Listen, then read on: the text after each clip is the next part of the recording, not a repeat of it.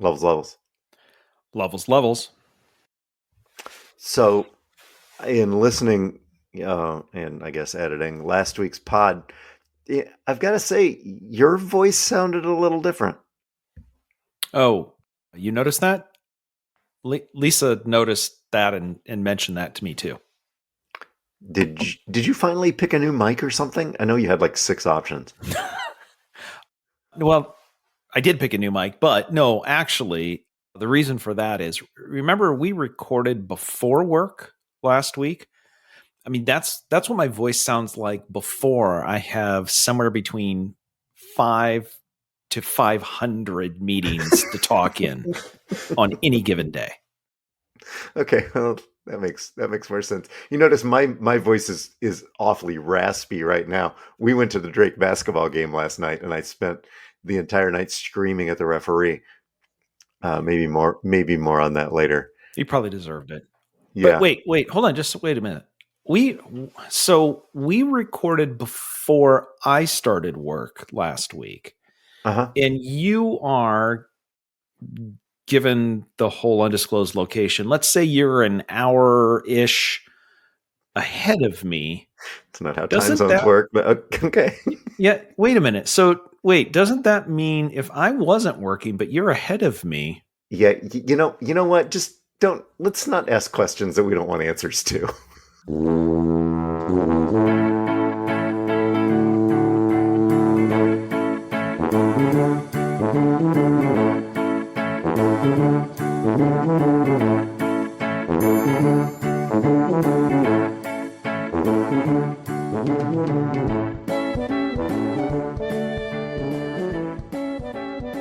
Hi, toddlers. Welcome to Talking to Todd, a weekly podcast with Dwayne Johnson and Todd Prinz, where failure is always an option. Thanks for joining us. Hey, Todd. Hey, how's it going? Pretty good.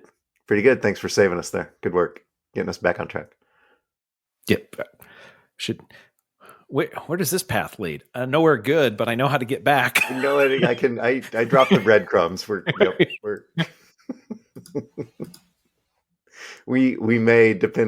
We may have more on that later. It was a banner night for Kelly's self in the nap center last night. I'm just thinking. Yeah. All I was going to say was, I mean, a couple of weeks ago, we heard Amy yelling for the Drake basketball game in the house. And then apparently you guys were yelling in person. There just seems to be a lot of yelling. Drake basketball. It's yell-tastic. This isn't what we were watching, but we watched a guy get ejected from the stadium. We watched a fan get escorted out for yelling things at the referee last night. It was loud. Wednesday night. Drake versus Southern Illinois. It's a fantastic game. Boy, it was. But it was a tough night for Kelly self. Kelly's old. Kelly needs to retire. People say that about me. I had a coach. Did I tell you this? I had a coach say, "When are you going to retire? You've been doing this a long time. When are you going to retire?" Like, hey, wait. What?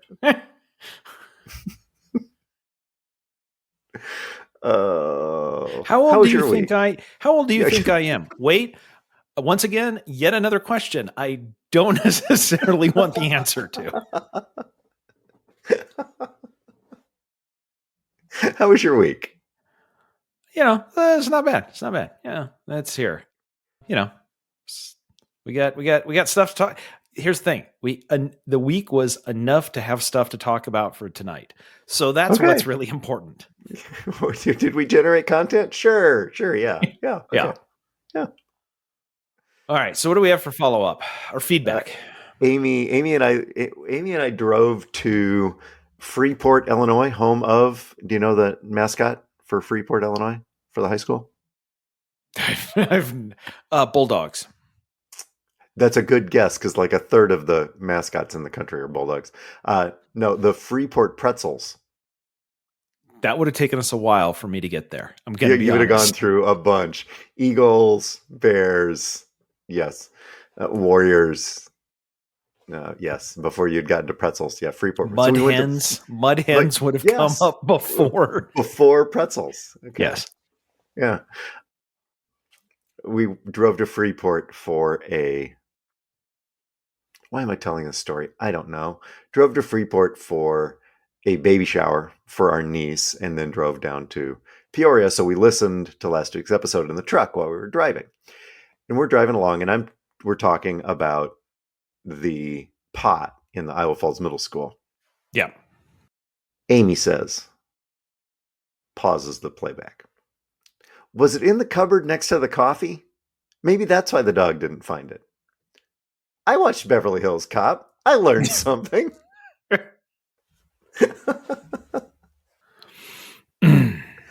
Uh-huh.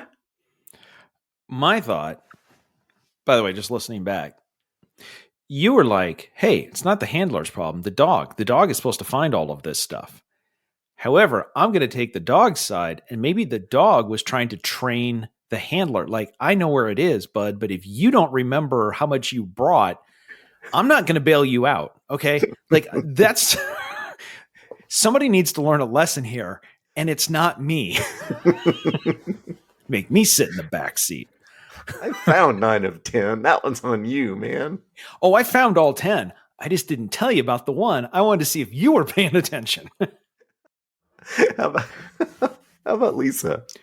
A couple of feedback pieces. We were talking about, at one point we were talking about Formula E with your electric bike and how Formula E had to come. I said, the battery doesn't make it the whole race. You said we should just shorten it or whatever. Lisa had a better answer of how the Formula E cars could make it through the entire race. She just said extension cords.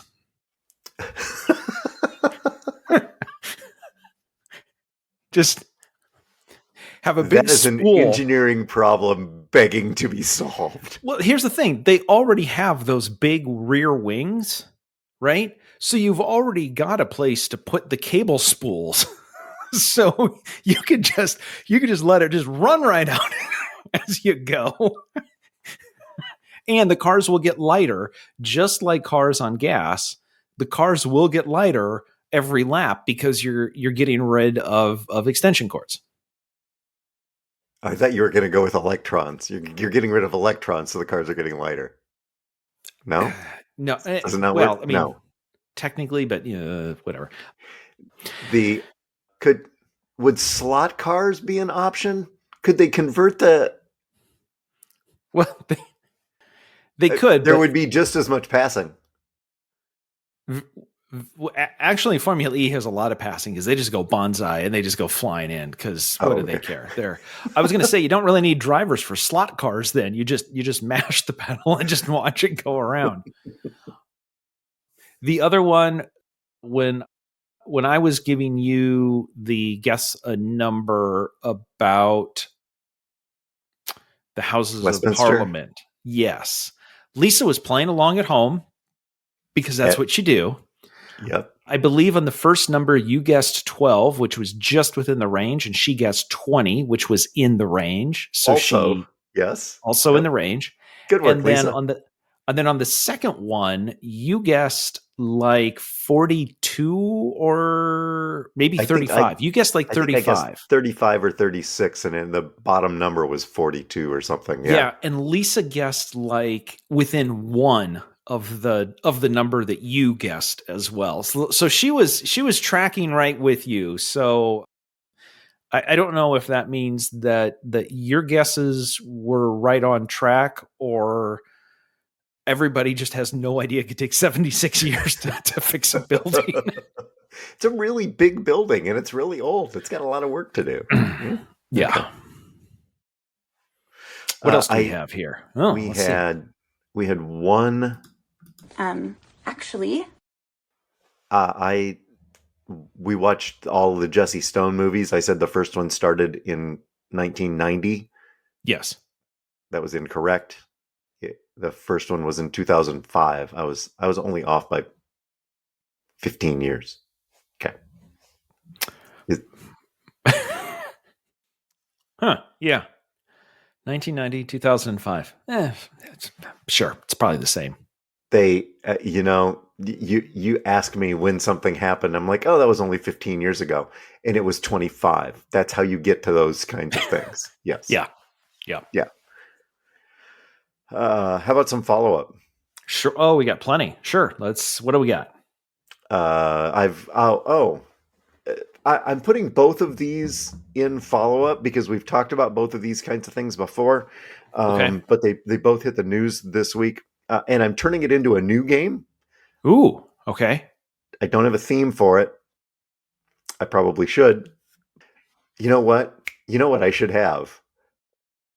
I should Hmm. have the Hogan's Heroes theme for this, is what I should have. Because this is a game that I'm calling Money or Nazis. Okay. All I'm right. going to give you a scenario, and you're going to tell me whether or not this is caused by money or Nazis. Okay. As we've discussed multiple episodes, Yep. I discovered that if you want to know why something's going on and you don't understand it, money, always assume money number one or Nazis number two. And that covers shockingly way more answers than you would feel Sad, comfortable with. sadly, Yes. that one of those two things is the answer more often than you really are comfortable with. So, scenario number one: Bill Maher did an interview last week with Kanye, and he now refuses to air it because, Oh, it's Kanye. right? Oh, this one's tough. Man, we're not dipping our toes into this, are we? Like, this Throwing you is, into the deep end. Here you go. I feel like the problem is that I see the second one and I'm like, wait a minute. Uh, okay. Does Bill Maher care about money? I will say with Kanye, it was Nazis. Yes, it was. The man kisses a picture of Hitler every morning and said lots of anti Semitic things during the 2 hour recording. And Bill said, nope, I am not going to entertain that anymore. And so he put it in the can. Uh, item number two: Yeah. Gina Carano, who was in The Mandalorian and was fixing to get her own series on Disney Plus, got fired from Disney and is suing the company for wrongful termination. Because? Well, I know she says it's because of her right wing views, but they denied her freedom of speech, which once again, people are coming out and explaining that freedom of speech applies to the government, not to private companies, but whatever. Complicating this, however, is that her lawsuit, it turns out, is being bankrolled and all her lawyers are being paid for by Elon Musk. Yes. Ooh, that's Again, we're leaning hard into this. Money or Nazis? What's your answer? here's the thing. We may have found the title of the episode, by the way. Yeah, darn it. Forget title of the episode. We may have found the new podcast. Oh my Every day, god. 5 minutes or less. We report, you decide. Nope, No, nope, no, that's been taken. Okay. nope, I don't can't use that. We just put report in quotes and then we're fine. Not only does she you don't get this energy before work. Okay. Oh. Not only does she want back pay, she wants the court to force Disney to write her character back into the series, rehire her, and make them use her in subsequent series. So because Yes. of that, in my mind, while she's pissed off about the free speech, what she really wants is the money. So I'm going to say money. It is money, but there were lots of anti-Semitic posts by Gina on Twitter, and that's why Elon is bankrolling the Rushing lawsuit. to her defense. Yes. Oh, Yes. okay. So see, I read this. She's suing the company for wrongful termination because I'm thinking they fired her for Nazis, but she's suing them for money. That's where I got confused. This is one of those situations where both things can be true. Oh, Money or Nazis, or money and Nazis. Eh. our problem with this, thinking about this going forward, is this is an election year. We're going to have more material than we know what to Oh, do with in this game. that's why All Jon right. Stewart's coming back on Monday. I'm not sitting this one out. Jon Stewart's coming back. Why is he coming back? Money or Nazis?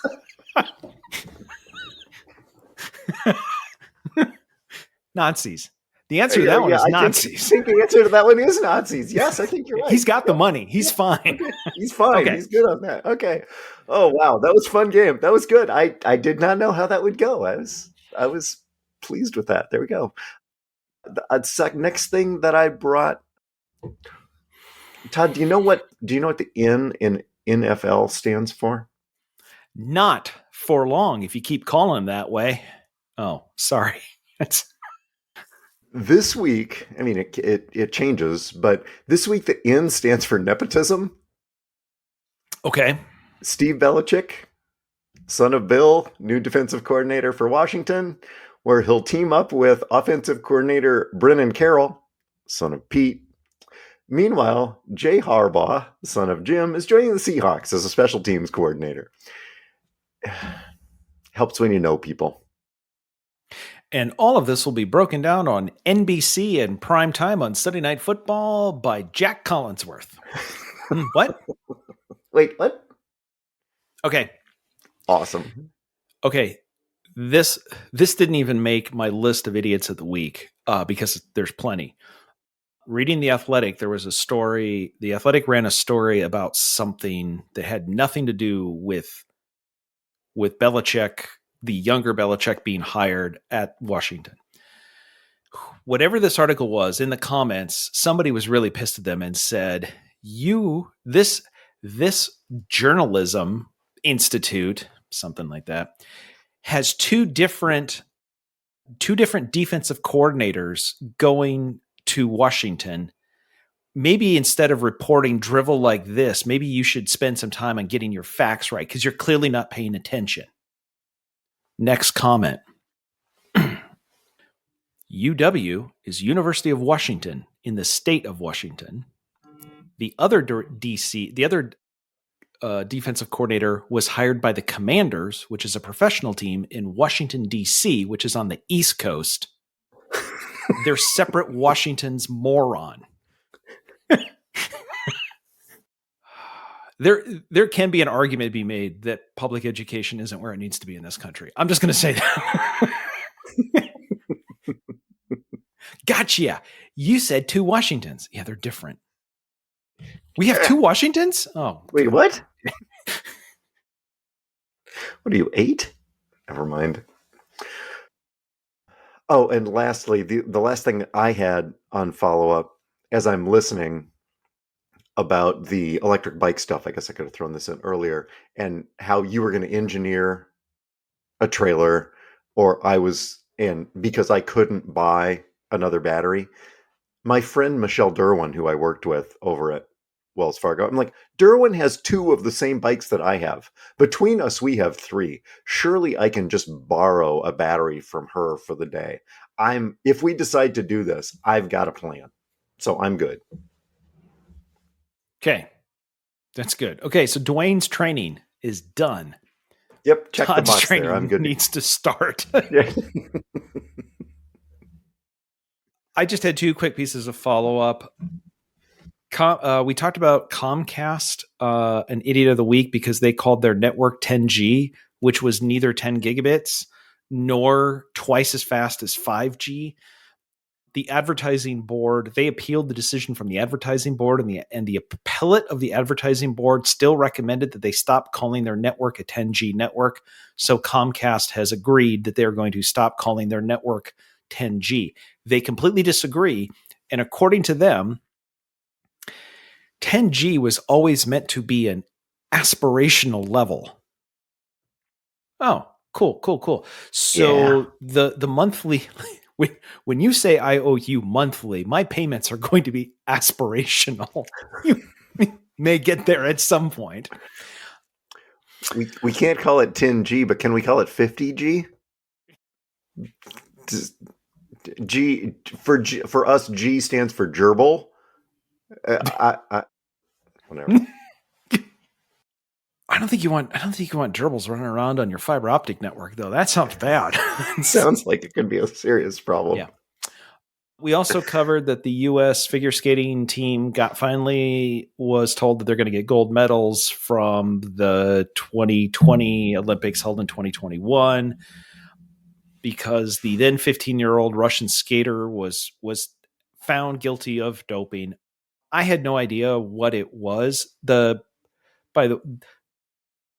case and the legal filing that her team proposed, I'm not sure she had the best and brightest lawyers. So her blood was, the samples showed that there was a heart medication in her, in whatever samples they took, heart medication that she was not on. So when this went to the Court of Arbitration of Sport, they argued that, I know what happened.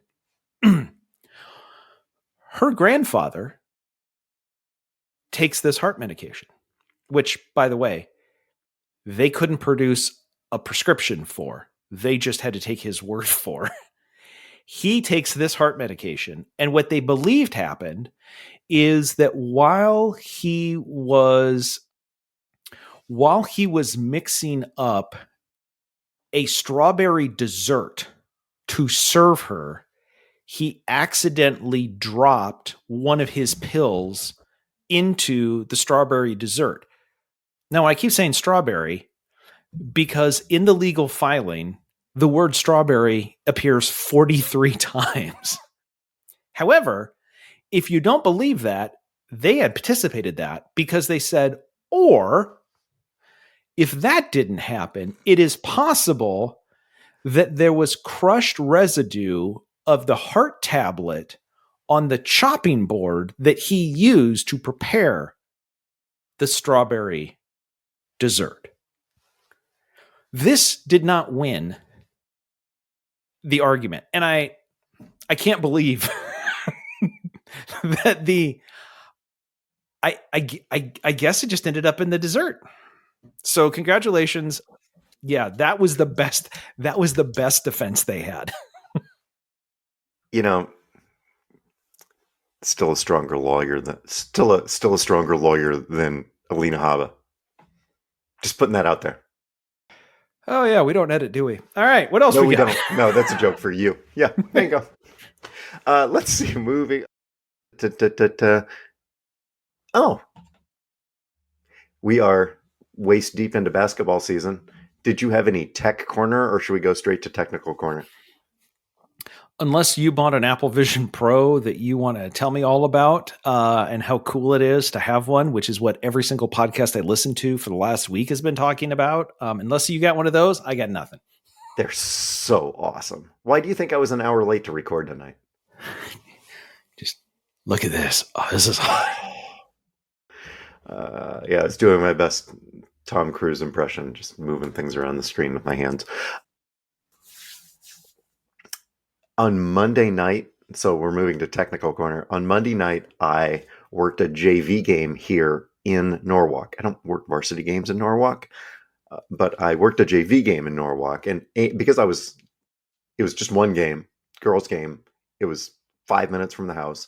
Amy over there at Homer High. Yes, it was. It was Homer High. Amy came over and watched.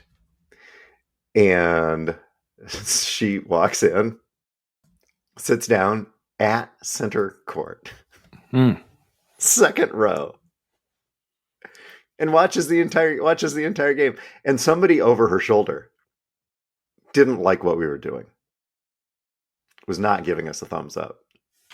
And at one point, she just turned around and stared him down. Amy gets angry when she watches me ref because she is basketball literate. Yes. She is very basketball literate, and most fans are not.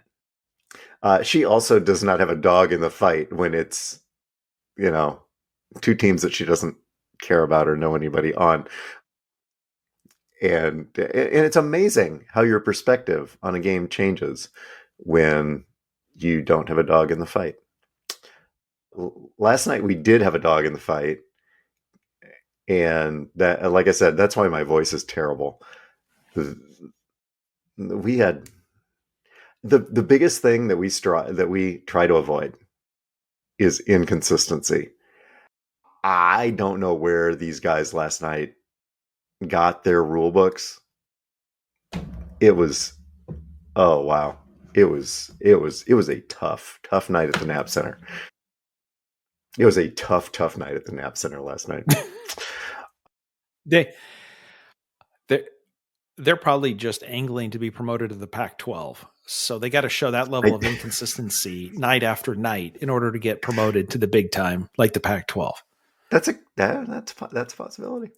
And the only actual technical I gave in the last week, my partner called a foul that this kid didn't like, and the partner goes over to report.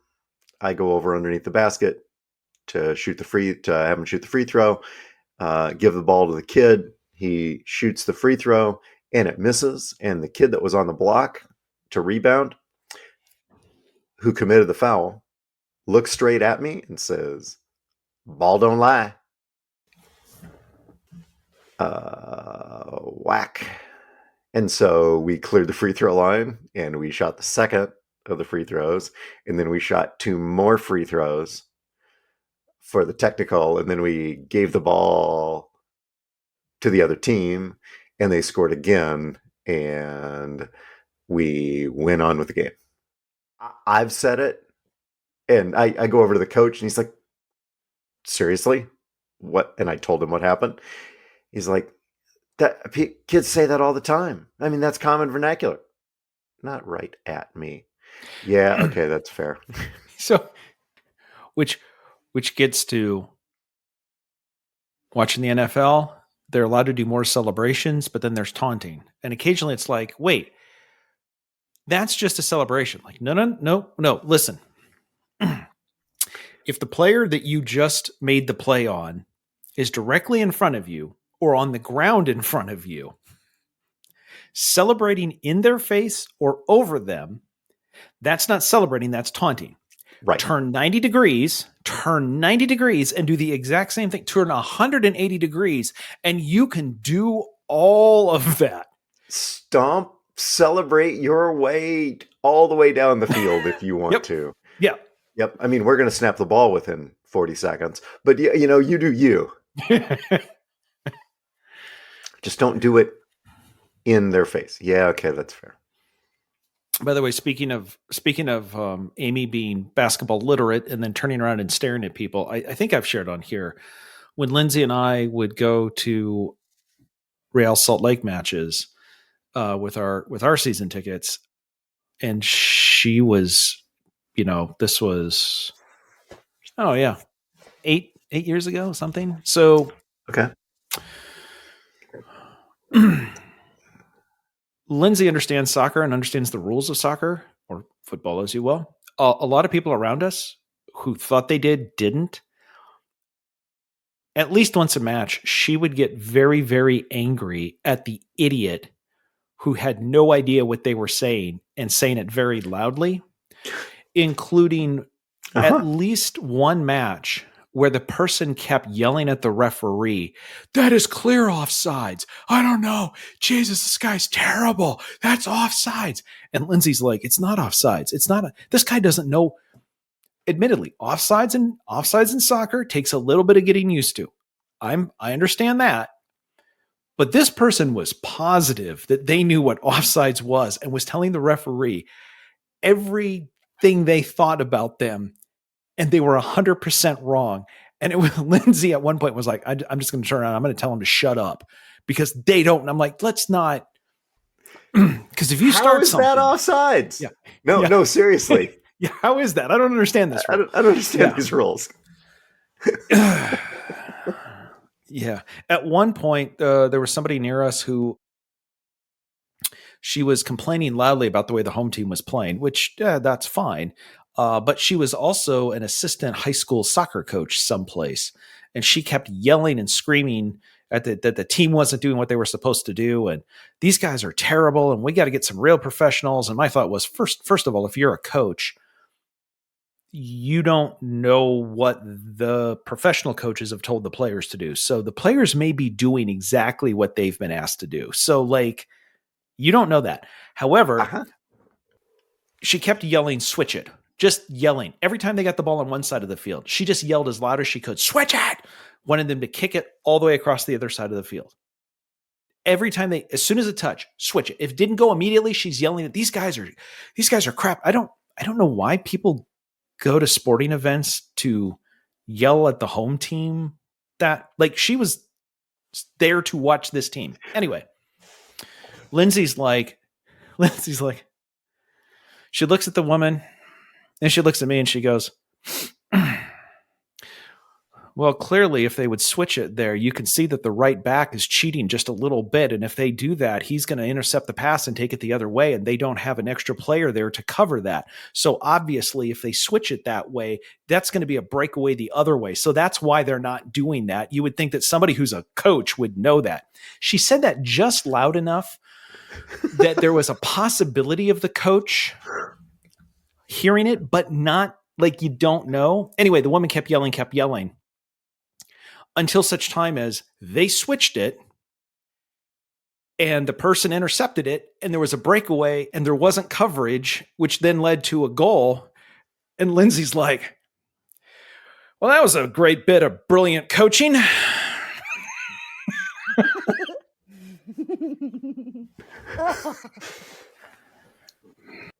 What'd you guys talk about at the game? Soccer? What do you mean? We were watching the game. Yeah. That's what you do. Anyway. All right. Oh, hey, what do we have next? Oh, Lord, we do, don't we? This keeps coming around quicker and quicker every year.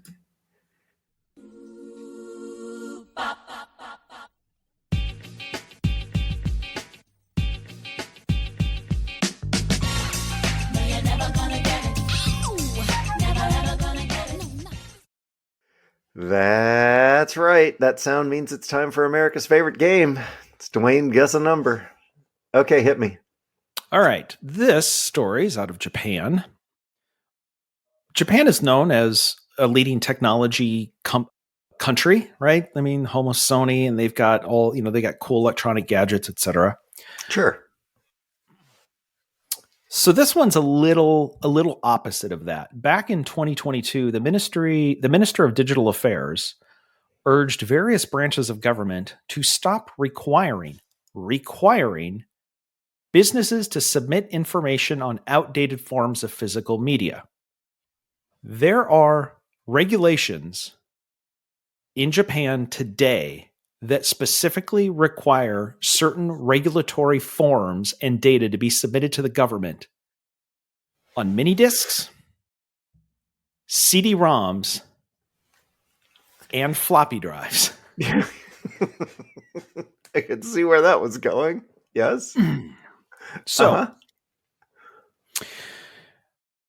the Ministry of Economic Trade and Industry is one of the first to make a switch, and they have come out and changed their regulations, and they have updated 34 regulations that will no longer require businesses to submit data on floppy disks by the end of this calendar year. Okay. 34 regulations, federal Japanese regulations down. That didn't cover all of the regulations that require submission via floppy disk. So, Dwayne, after those 34 are changed, how many Japanese regulations will require companies to continue to submit data on floppy disks into 2025 and beyond? Oh, sweet Lord. Ay, ay, ay. Okay, I'm giving time for the toddlers to put their guesses together and say them out loud. I'm gonna say 578. I think I'm probably short by Oh, like 10,000. you're short, not by that much. That Okay. still leaves the staff has identified an additional 1,900 protocols across several government departments that require businesses to submit data on floppy disks or possibly CD-ROMs or potentially mini disks, but it's 1,900 of those I still was exist. So I they was got rid of off in 34. I was off in triplicate. Who But says government isn't efficient? they got rid of 34. I mean, Yeah. it's a step in the right direction. Yeah. Now, these are not scored. These are non-scored guessing because we only get to guess one number. So these are Right. non-scored real Okay. quick. One of the problems is it's hard to get floppy disks anymore because the last company that made them was Sony. Dwayne, do you want to guess? This isn't a number. It is a number, but it's a year. Do you want to guess the year in which Sony stopped making floppy disks?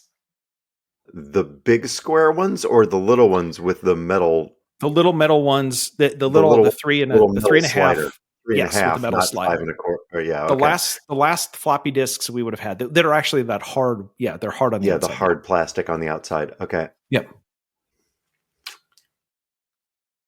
1998.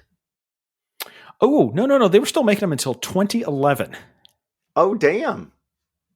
Yeah, Well, yeah. because there's regulations requiring people The to people submit. We now, can't get rid of those regulations. That's a profit center. yeah, we need like, hey, we got government subsidies coming in. Now, Hey, the last thing you worked for a newspaper. You know how the government public required. notice, the Yeah, public the public notice, notices. Yeah, you know how those work. That's a revenue source. We can't get rid of that. Sorry. it's very important. Sorry, Gary. Okay, The next. the last bit, just to point out though that Japan, like, well, that's really funny. Ha ha ha, Japan. Ha ha ha, that's cute. Like you haven't even cleaned this up. Again, non-scored. The United States government stopped Sweet using Lord. floppy disks to coordinate nuclear weapons launches in what year, Dwayne? Like missiles, like the missiles still were reliant on floppy disks until which year for the US? 2016. 2019. Oh God.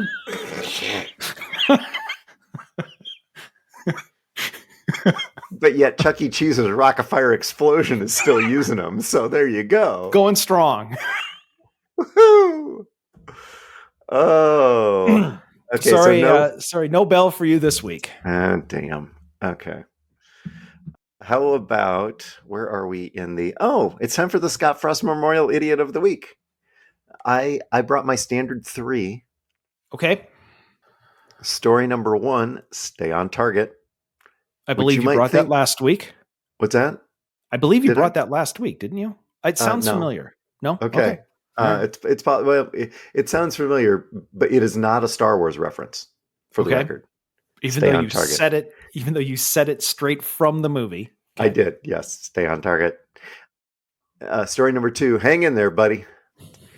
And story number 3, jagoffs.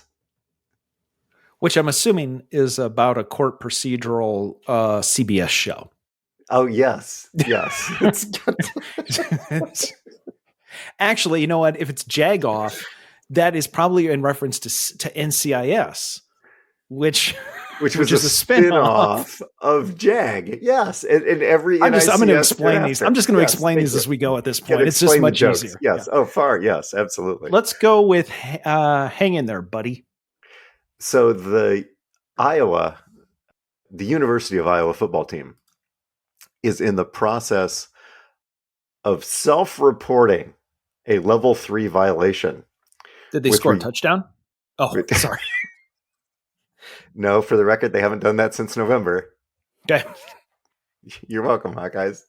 A level 3 violation with regard to impermissible contact with Caden Proctor, who up until several weeks ago was a lineman with the University of Alabama.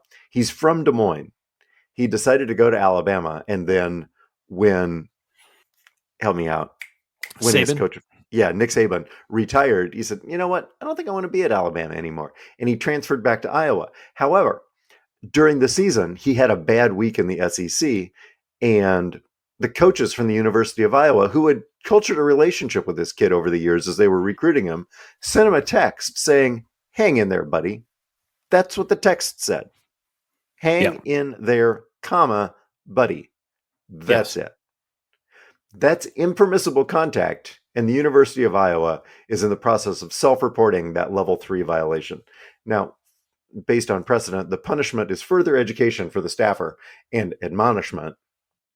But we've gotten to a point where you can't even have you can't show any kind of encouragement to a student athlete, regardless. God forbid, impermissible contact. Again, my nominee is the NCAA and their ridiculous rules. Okay, I'm going to go off on a rant here real quick. Okay, so 50 words or less? probably not. I tried, toddlers. Yep, I hear your premise and I reject it. Real quick, I've come around on the. We can't need to bring NCAA stuff here as idiots of the week because it's golden. It's golden, Jerry. But I've heard people talking about like the NCAA is crap and it's got to be taken. All of this stuff and these. I've heard coaches talk about. I can't believe the NCAA is doing all of this stuff. Here's the thing: the NCAA is not a government institution that colleges have to belong to. The NCAA is a member institution created by colleges to set rules that they all agree to play by. The NCAA is college football's version of Roger Goodell. They do the stupid crap so that the college presidents don't have blood on their hands. That's why it's there. Yes, you're not wrong, but this is a stupid rule. Yes, but every NCAA stupid rule came about because they had a less stupid rule. And then some coach or booster, some guy who is 65 years old and has got a little bit of money, wants to see a 17-year-old boy go to play for his football team and start slipping him cash under the table. All of these dumb rules come about because people didn't follow the rules that they had. And in this case, the reason why you're not allowed to do that is because of the transfer portal, right? Is because essentially you're recruiting after they sign their letter of intent, they are recruiting. I also read that athletes are actually very happy because before this rule went in, even after they signed, they were continuing to get text messages from coaches that they're like, "We broke up. I'm not dating you. I'm not coming here. Just Stop checking on you. texting me. Just checking on you, buddy. Hey, how's it going? Hey, our class is tough. Oh, you had a rough game. I see you're not starting. We have a spot for a starter here." So, yes, here's the thing. There are only villains in this story, except for the kid. The kid is fine. There are no heroes when it comes to the NCAA. But to then claim, I can't believe the NCAA is forcing us, then change the rules. They're a member organization. They're your rules. Yes. Yes. Yes. Yes. How about you? I feel better now. Thank you for that. Good. Whew, you're welcome. Needed that. You're welcome. Okay. That may be misplaced anger towards something else, but sure, why not? Let's dig into yours. Let's see if I can blow that one up. Okay. We just talked about Japan being a little inefficient. Turns out they're not the only country. So the Royal Mail in the UK is proposing that instead of right now, they have a requirement. They are mandated that next day letter deliveries must be delivered 6 days a week. So they have 6 days. They deliver mail to every house every day for, Monday through Saturday, which, by the way, they used to deliver mail twice a day. Lisa remembers when the postman came twice a day. There was your morning mail and your afternoon. How much mail do you have to? Anyway, so turns out that the Royal Mail is also having some of the same problems the U.S. Postal. Yes. Is that where the postman always rings twice came from? I think so. I think that's it. Yeah. Okay. It wasn't spuddy. It was just no afternoon mails here. Okay. Yeah. Okay. They're trying to cut costs, so they have suggested that they need to take that from 6 days a week to 3 days a week for overnight for next day delivery. Next day delivery will only be delivered the next day. Yeah. Right. The next day. Yeah. No. You want it the next day? Yeah, we can do that. Yeah. The next one. Yeah. Yeah, the next one. Yeah. Wait, what? So it's going to be so confusing. It turns out that right now the UK and Malta are the only two countries in Europe to have 6 day a week next day letter service. Okay. Other countries have said we can't afford to do this. In Malta, it cost 50 pence to mail a letter for next day. In the UK, it cost £1.25. It's a small country. If you want it the next day, it's £1.25. However, other countries have figured out ways of doing. Have figured out a way around this, and herein lies I'm just reading this article, and suddenly I'm like, wait, what? This can't be right. I have to go back and read it again, and then I'm like, oh, got my nominee. So, in Paris, La Poste reduced its service pledge a year ago, and so deliveries that used to take 2 days now take 3 days. And however, if you want next day service, they got this for you. They've replaced it with e-letters. Email? No. E-letters. In France, if you want the postal service to deliver the next day, here's what you do. You type it into the La Poste website with the postal address and pay. The message is sent to the local post office, which prints it out, puts it in an envelope, and delivers it the following day. Jesus Christ.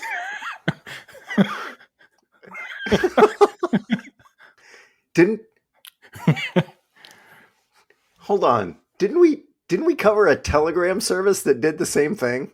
Yes, that was much more expensive. Yes, that's for telegram. Yes, yeah.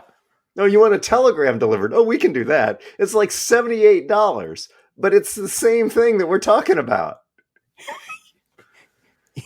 Yes, but this is a letter. Oh. An e-letter. Well, in that case, sign me up. Anyway, well, there you go. If you absolutely need your email delivered overnight, you can pay the French post office to print it and then hand deliver your email. Oui. God. At least they don't deliver it on floppy disks. Thank God. Because here's your letter. What do I do with this disk? Go to Japan. I don't remember. When was the last time you had a computer that took a floppy disk? Sorry, rabbit hole. We'll follow that up next week. It was probably when that Jesse Stone first appeared. No, that's not back right. in 1990. Yes, I think that's probably right. Yeah, that sounds good. We're watching. We're not actually watching. What I brought this week for what we're watching is what we're listening to. It's a podcast that dropped back in November. That's called "Who Killed JFK." It's Rob Reiner and Soledad O'Brien, and they dive deep, 10 episodes and 2 bonus episodes into who killed JFK, and they examine the evidence and they talk to witnesses or play audio from witnesses who have now passed away.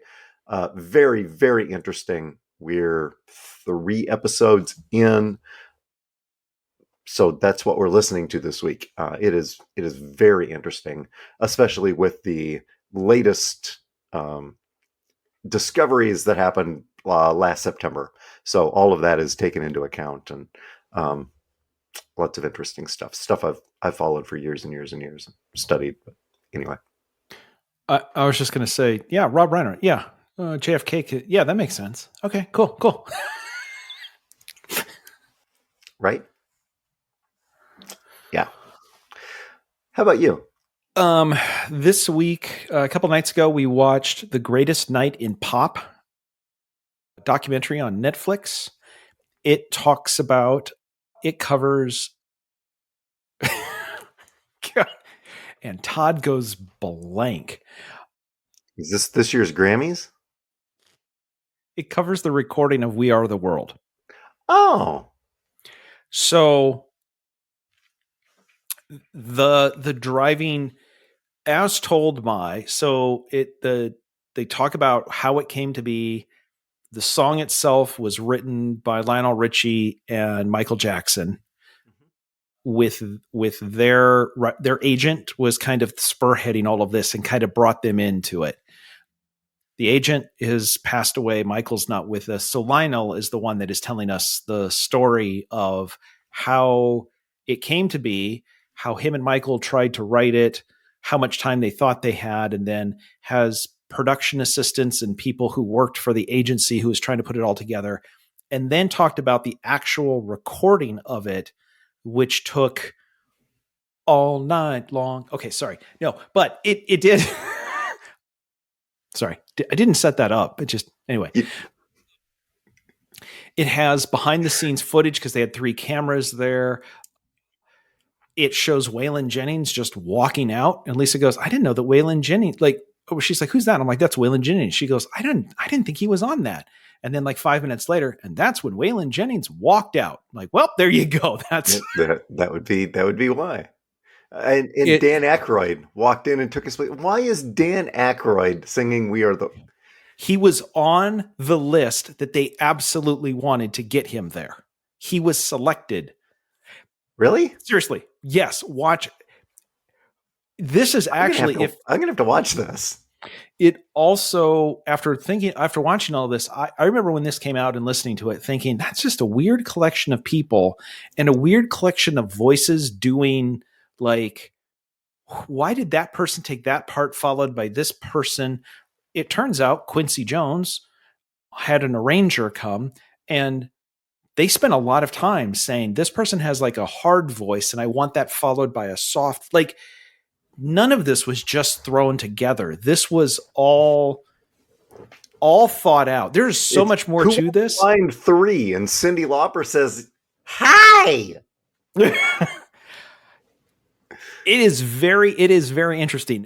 It is people who, it was the night of the American Music Awards. We both thought it was the Grammys. It was the night of the American Music Awards, which, by the way, Lionel hosted that award show and then helped make this thing get recorded. He was up for 24 straight hours. Some of the people weren't in town, but they were told, hey, we're going to do this thing. So Bruce Springsteen had finished a concert and flew across country to be there. Dionne Warwick's comment, I think, was she was in Las Vegas, and Quincy told her, you need to be here for this. And she's like, I didn't even know what we were doing. But when Quincy says show up at a time and a place, you show up. Yeah. It's a great story. Yep. There's lots of people that you recognize. Watching Bob Dylan record his piece is wild. Anyway, well worth it. Greatest Night in Pop, Netflix. Nice. Okay. Let's see. This week we learned. What did we learn this week? We're winding down basketball season. So so far, I've learned that I've gotten a couple of postseason assignments. We'll see. We'll see how things go. It is fun. They are exciting. I always enjoy postseason, so I'm looking forward to screwing up some teams' off season. Oh, sorry. No. I'm kind of looking forward to being done. I mean, I love basketball season. And I love doing this, but you also get to the point where, God, my legs just need a break. So Anyway, that's what I learned. I also learned exactly how tired my legs are at this point in the season. It's not something I learned. I knew that. I knew that already. That wasn't new knowledge. How about you? Your basketball season is ending. My running season for organized runs started last week. So on Saturday, I ran my first half marathon for this year. Okay. Reran the local one. That was my first one that I ran last year. And having done this a year, having done 6 last year, this was my first one last time. I shaved 14 minutes off of my time. Wow. I was Excellent. very happy. I was very happy about Congratulations. that. That's Thank great. you. I still need to shave off multiple more 14 minutes to get down to, respectable, but 14 Or minutes in a year is, or your downhill time. yeah, well, yes. Yeah, there It's is all that. it's all downhill from here. There you go. Yeah. Yeah. However, what I will remember, what I learned this week is, so I'm trying to go faster. I'm with a pace group and I'm trying to keep up with them and obviously going faster than I did before. We get to the aid station with water and Gatorade and stuff at 6.5 miles, so just about halfway. And I know that it's time to use the porta potty, but this group isn't going to slow down. So I'm going to have to get in, use the porta potty quick, and then I'm going to have to go even faster to catch back up with them just to keep my time up. So I'm like, I got to go. So I'm running, get up to the porta potty, and I'm like, open, wait, pause, open. Okay. So He is trainable, folks. Yes, he is. all I could hear right as I grabbed the door was Sheri, like, you want to pause? So thank you, Sheri. This is even in the heat of running faster. Look, there are some things you just have to bake into your DNA. And that one was like, and I actually stopped and paused and then kind of went, Sheri. And then used the bathroom, grabbed the water, and then had to sprint to go catch up with the group. So thank you, Sheri, for all of the specific training techniques. Attaway.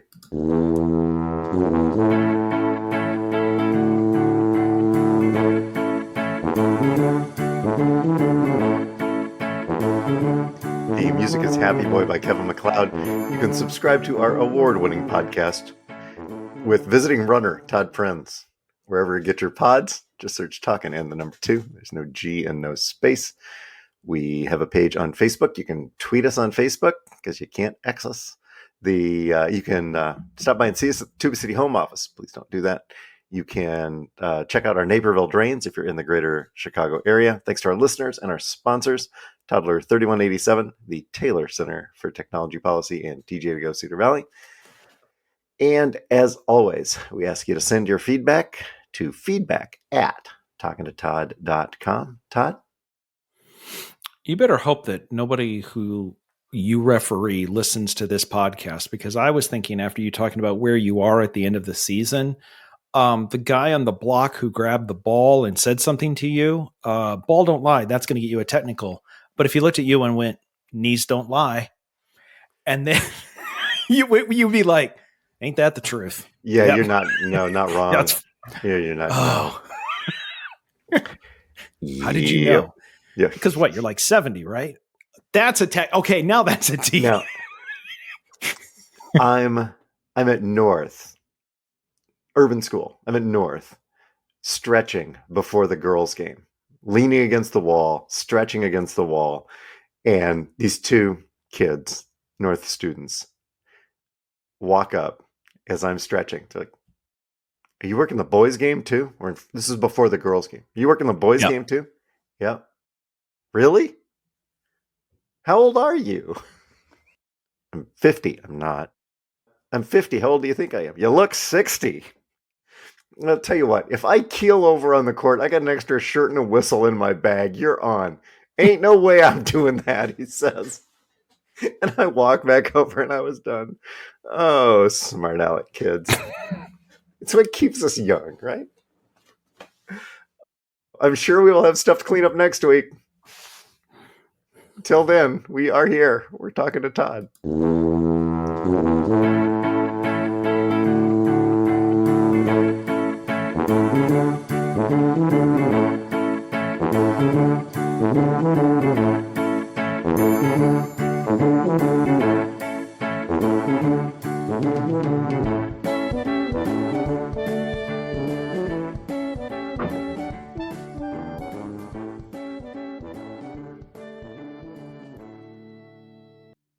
You're probably going to be really pissed when you find out, oh, yeah, these two kids from North said all of that. Turns out one of them was the assistant principal and he's 39. Damn, they look younger all the time. All the time. It's amazing.